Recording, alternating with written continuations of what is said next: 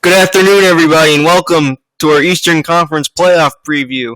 So, right now, Celtics Bulls, let's talk about them first. So, you look at Isaiah Thomas and with his ability to score, that's going to be a nightmare for the Bulls to defend. He may score 30, 40 points a game this series.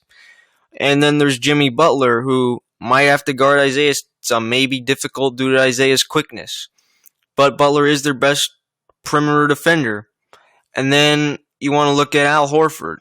Al Horford, he'll stretch the floor, he'll shoot from deep, can rebound, not that good at it. One of the better passing big men in the league, so that's going to be tricky for the Bulls to defend. So now you look at Avery Bradley. He's going to be guarding Jimmy Butler the most. It'll be him and Jay Crowder, both same type players, can shoot threes, and are really good at perimeter defense. And the weakest point right now for the Celtics is their rebounding. They're not good at rebounding at all. Amir Johnson, who's their starting power forward, only averaged 4.5 a year, plays limited minutes, about 20. Al Horford in the past might have averaged 8, 9, is up around 7. Again, he's not that good of a rebounder. And then you have other guys like Jonas Jerebko and Kelly Olynyk. They are good shooters, but they cannot rebound. And the Bulls, they don't have any really great rebounders. Robin Lopez, yes, he's a good rebounder and a decent starting center, but not the best. But the Bulls' glaring weakness is their ability to shoot. One of the worst teams in the league. So here's what you have. You have all their point guards. None of them can shoot. Rondo's a terrible shooter. Michael Carter-Williams is a terrible shooter. Jerron Grant and Cameron Payne can't shoot. Dwayne Wade, been around for 14 years, never a good shooter. Jimmy Butler, he's a pretty good shooter. Not great. And then you look at Nikola Mirotic. That's his game, his ability to shoot. And for most of the year, his percentage was barely 30%. Yes, it went up a little bit towards the end of the year. But his game is to shoot. And he has to shoot at least 40% in the series if the Bulls want to stay in it. And him not being able to shoot, he just doesn't have anything. And then their best shooter was traded, Doug McDermott. He was traded. So you no longer have that. So that's the big advantage the Celtics have, is the ability to shoot. Bulls' biggest advantage is rebounding. So do you think Dwayne Wade has anything left? I think, based on what we saw last year's playoff, he had some big games. I think we'll have a few big games this series. I think he'll make the series somewhat interesting. He's not going to completely take over. He's not the leading scorer. That'll be Jimmy Butler, who on both ends of the floor could potentially dominate in the series, and that's what could make the series interesting. So one glaring weakness the Celtics have is Isaiah Thomas's defense. Look, he's not that good of a defender. So what do? Well, you might have to play a small lineup. Thomas at point guard, and then shooting guard, small forward, doesn't make that much of a difference. Maybe Bradley and Smart, and then Crowder, small four. Horford plays the 5, and when you look at that lineup, it's a small ball lineup. And Marcus Smart will come in for defense. By the way, he's not an offensive threat at all. Shot less than 30% from 3 this year. So when you see what they do, if you want to look at the advantages, point guard, clearly Boston, not even close. Shooting guard, Jimmy Butler is just a better offensive player than, say, Avery Bradley. And bigs, I'd take Horford over Robin Lopez overall. But just Robin Lopez may be a better rebounder, and that could be a key difference in the series. So look, the Celtics, they're going to win the series. And they're going to win in 4 or 5, probably more like 5. Jimmy Butler can be dominant enough to make it kind of interesting. Oh, game 6. Oh, if we win, there's a game 7, but that's about as interesting as the series will get, which, again, could be a very interesting series since each team has a glaring weakness. Bulls can't shoot. Celtics struggle to rebound. Isaiah struggles to play defense. That's going to be a problem throughout the series. And another problem is Jaylen Brown. He has a lot of potential, but is only a rookie. He was the 3rd overall pick last year. Kind of due to the Celtics Nets fiasco stuff that took place 5 years ago and still going on today. And when you look at that, he's not ready yet. I think he'll contribute some, might have his moments, might play some good defense here and there, might hit a 3 here and there, might pump up the crowd with a nice dunk due to his athletic ability, but he's not going to be a key contributor. So Celtics in 4 or 5. Now let's move on. Pacers Cavs. So if you want to look at the Pacers this year, Paul George was by far their best player. He carried them in the playoffs. At one point, they're 7 games over 500. At other points, they were even a little below 500. He was their best player. He has carried this team, and I've heard a lot of reports he may leave next summer, which I would not be shocked if he did. And then you want to look at Jeff Teague. He's done kind of what he's done the past couple of years. 15-7. Pretty good shooter. Not great. That's kind of their team right there. And then you want to look at the Cavs. Well, they are favorites to win the East. They clearly are. But throughout the regular season, did not play great. Their defense was terrible down the stretch. They lost the game, resting all their starters against the Hawks. Or the Hawks rested all their starters and they won. And then they blew a 26-point lead in Atlanta. That pretty much cost them the number 1 seed. Rested the last game. That's not that important to them. If they meet Boston in the conference finals, so what? They don't have home court advantage first. I think if they win, split in Boston, they'll be fine. As we'll get to that later if it does happen, which I think it will. So when you look at the matchups, Paul George should guard LeBron. Should, which I don't know if he will or not. Who knows? There may be some switching, which whenever you switch on LeBron, that tends to be a problem. So when you look at that, that could be a huge weakness for the Pacers. Is they don't have all the best defenders, and then you have Kyrie Irving. Look, he can go off the series. He could average 30 points a game. Kevin Love's ability can go inside and outside. I mean, look, the Pacers don't have much of a chance to win. There might be a competitive game. There might be, but they're losing in 4. This is going to be a 4 or 5 game series. So who's another player to keep an eye out? Miles Turner, he's young, but he's developed a jump shot. Good rebounder, is only 21 years old. I think he could have a good series. And look, this is going to be a series, LeBron versus Paul George. There could be some games where there's good duels, and Paul George is going to be the leading scorer of this series. He's going to take the most shots, maybe of anyone, other than, say, Kyrie Irving. Is this going to be a factor at all? Indiana Pacers last week brought back Lance Stevenson, who was a huge part of their teams when they were really challenging Miami 3 or 4 years prior. I think it'll be somewhat of an impact. Maybe some on offense, maybe some on defense will give the Pacers some energy. But look, they don't have enough talent either way. I mean, if you take out their best players, subtract LeBron, subtract Paul George, it's not even close. Clear advantage right there. The Cavs, heavy favorites. They're going to win the series, and their ability to shoot threes, that's going to really destroy the Pacers. I have the Cavs. So now, Raptors-Bucks. So, Raptors-Bucks. That is going to be an interesting series. So, Giannis Antetokounmpo has pretty much carried them all year long. Jabari Parker went down.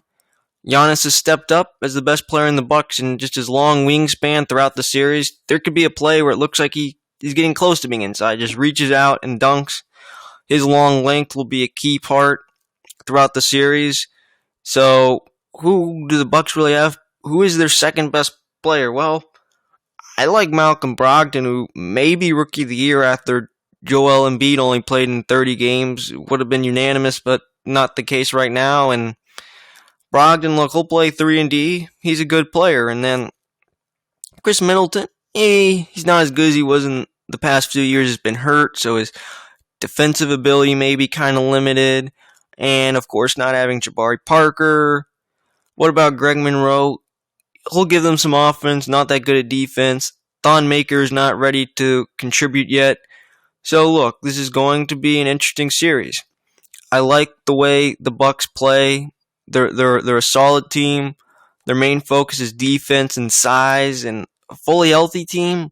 I think they can be one of the better teams in the East. So let's move on to Toronto. So, look, Kyle Lowry and DeMar DeRozan, clearly they're 2 best players. But in past postseasons, like last year, 2 years ago, they struggled to shoot 40%. They each take a lot of shots, and of course miss a lot of shots. Lowry was terrible against Washington 2 years ago, and in the first round, struggled. Second round, struggled. Conference finals, struggled. And Lowry had some good games here and there, but a lot more bad games. And same thing with DeRozan. He had some excellent games in the playoffs. Like Game 7 against Indiana, he scored 30 points, but he took 30 shots, only hit 10 of them. So DeRozan, I'd say is their best player, best scorer. And now, if you want to go position by position, point guard, the official point guard is Giannis.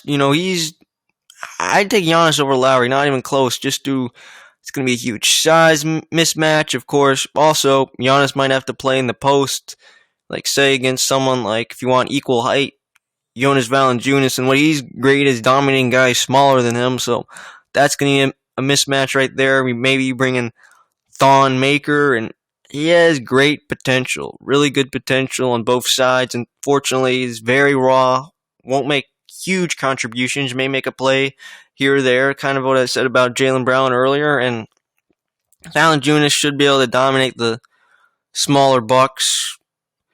And then you also want to look at what the main keys of the series are. So who wins? I think Giannis can make the series very interesting. Look, he's carrying the team. He's done that pretty much all year long. He can't shoot. The Bucks as a team kind of struggle to shoot, and then Toronto's more talented. Like, for an example, another player I want to mention is Serge Ibaka. So look, he'll go inside. He can also go outside, can stretch the floor. Then you have guys like DeMarre Carroll's defensive ability. The Raptors are just that much more talented. I mean, yes, Giannis is the best player in the series, and he can take it. He might take it to a full 6-7 games. And that could be very interesting to watch.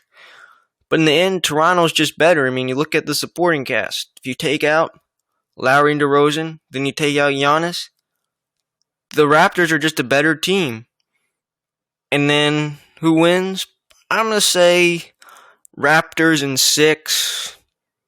Okay, so now the final series of the Eastern Conference, Wizards-Hawks. So, look, I don't feel that confident in the Hawks, just the way they played this year. Washington's just that much more talented than they are. They have much better players. It seems like they're a faster-paced team. I don't think the series is going to be that close. I mean, you look at Dennis Schroeder, and then on John Wall. Wall's going to blow by. Maybe you put Thabo Sefolosha. Of course, he's just coming back from injury, so he may be limited on defense. Maybe he guards Wall. Maybe you put Bazemore on Wall, and maybe Schroeder can kind of hide and guard Bradley Beal, but Bradley Beal can score too. Wall and Beal combined to average 23 points a game this year. Or 23 each, 46 combined, so that's going to be a problem. And then you have Otto Porter Jr. He can play defense. He's also one of the leading shooters in three-point percentage this year, about 43%. So all of those factors are just not enough for the Hawks to defend. They just can't do all that. And then there's inside the post, like 4 or 5 positions, power forward, center. I give it to the Hawks. Paul Millsap's all-around game. He may be the player that keeps the Hawks in the series. I've just heard Dwight Howard's limited with back problems, so maybe he's not going to be 100%. But look, if he managed to play through it, and look, he's the Hawks' best rebounder. He's the best rebounder of anyone on the floor. Yes, Gortat is a good rebounder too. But Dwight Howard's ability to rebound is going to be critical to keep the Hawks in the series. Dwight Howard may have to do a little more on offense. And then Markieff Morris, he can shoot a 3 here and there. Pretty good rebounder. He's a nice, solid player. Not a bad player to have, but Paul Millsap's better.